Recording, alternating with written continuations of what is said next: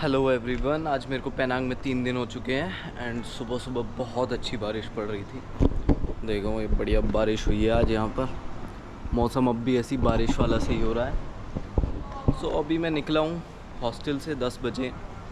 उठ तो मैं आज बहुत जल्दी गया था बट बारिश बहुत ज़्यादा हो रही थी तो मैं निकला नहीं। मेरा प्लान था सुबह सुबह बीच वगैरह पे जाऊँगा सनराइज़ वगैरह देखने, बट कुछ ऐसा हो नहीं पाया। सो आज इस व्लॉग में हम जानेंगे पेनांग को अच्छे तरीके से एंड इसकी हिस्ट्री के बारे में भी।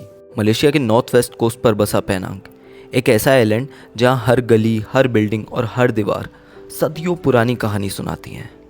आज हम एक्सप्लोर करेंगे जॉर्ज टाउन, एक ऐसा शहर जहां हिस्ट्री, आर्ट और फूड सब एक साथ जिंदा हैं।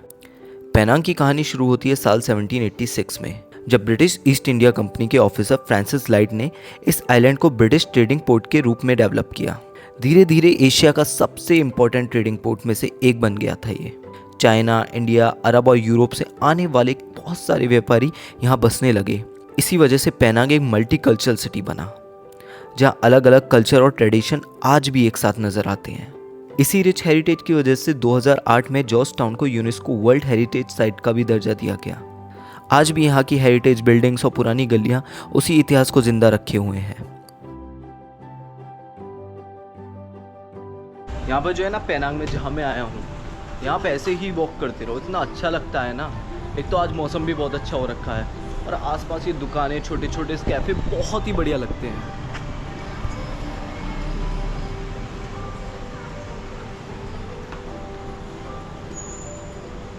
जॉर्ज टाउन की सबसे बड़ी पहचान इसका वर्ल्ड फेमस स्ट्रीट आर्ट है। इन पेंटिंग्स ने पूरी दुनिया का ध्यान इस छोटे से शहर की तरफ खींच लिया। हर आर्ट वर्क सिर्फ दीवार पर बनी एक पेंटिंग नहीं, बल्कि पेनांग की लोकल लाइफ और हिस्ट्री का एक हिस्सा है। इसी वजह से लोग इन गलियों में घंटों तक सिर्फ आर्ट ढूंढते हुए घूमते रहते हैं, क्योंकि कभी कभी पेंटिंग सिर्फ दीवार पर बने रंग नहीं होते, ये किसी की यादें होती हैं या शायद किसी की अधूरी कहानी भी। जैसे इस लड़के को देखो, ऐसा लगता है कि जैसे कहीं जा नहीं रहा, बस कुछ पीछे छोड़कर बैठा है। कभी कभी सपने इतने बड़े होते हैं कि रास्ते छोटे पड़ जाते हैं, और कभी रास्ते इतने लंबे होते हैं कि सपने पीछे रह जाते हैं। ये दो बच्चे, इन्हें कल की टेंशन ही नहीं, सिर्फ आज की हवा महसूस करनी है। बचपन की सबसे बड़ी दौलत यही होती है, खुश रहने के लिए वजह नहीं ढूंढनी पड़ती। और फिर ये तस्वीर, शायद चाय का कप छोटा हो लेकिन इसमें प्यार भर कर दिया गया है। कुछ लोग अमीर पैसों से नहीं होते, वो अपनी मोहब्बत और अपने वक्त से अमीर होते हैं।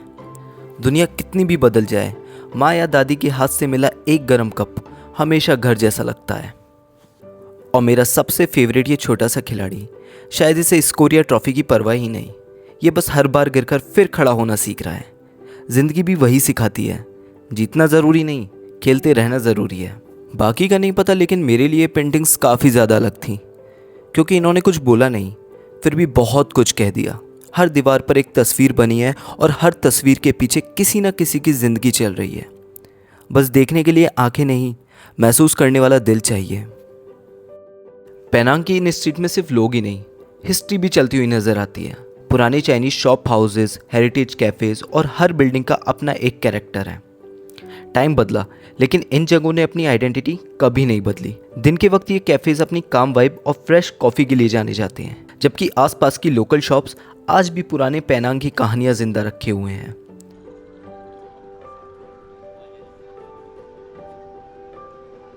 और फिर सनसेट के बाद सब कुछ बदल जाता है। वार्म लाइट्स, बिजी स्ट्रीट और कैफे की एनर्जी इस शहर को एक नया मूड दे देती है। शायद इसीलिए पेनांग सिर्फ एक्सप्लोर करने की जगह नहीं है, बल्कि एक्सपीरियंस करने वाली डेस्टिनेशन है।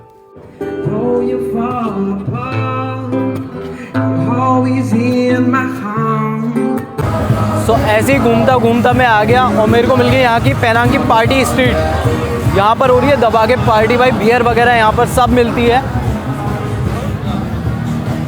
लोग यहाँ मज़े से पार्टी कर रहे हैं।